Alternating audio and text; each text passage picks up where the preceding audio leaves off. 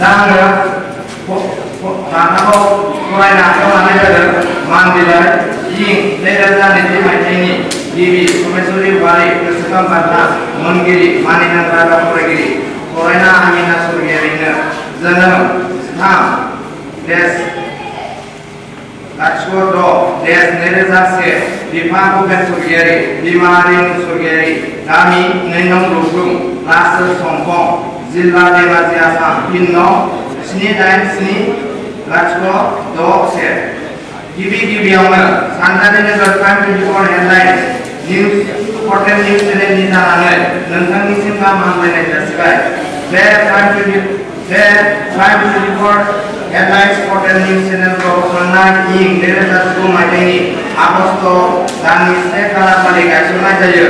दिनै बियो 1 बोसोराव आगान होबाय। बे गायसन सानखौ लोब्बा लाखिनानै जोंनि प्राइम 24 हेडलाइन्स पर्टेल निउज चेनेलआ नोंथांनि गोसो मोदोम नांथाब नाजानाय जों गावनि रादाब फरायगिरि खामानि मावनायखौ गोसो गोजोननानै मानगोनां समाज सोलोंथाइ आरो थुनलाइ सिबियारि गेदेमा सुबुंनि मुङै 2020 मायथाइनि समेश्वरी वारि गोसोखां बान्थाखौ बावनाय जाबाय।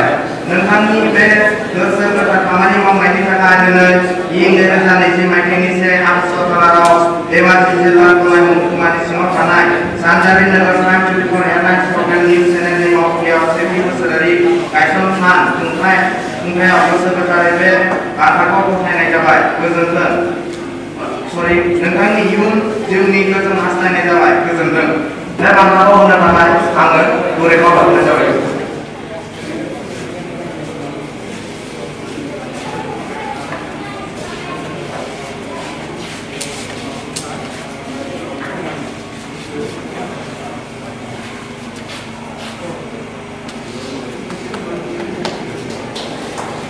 Hoy como consejo, saya akan menggunakan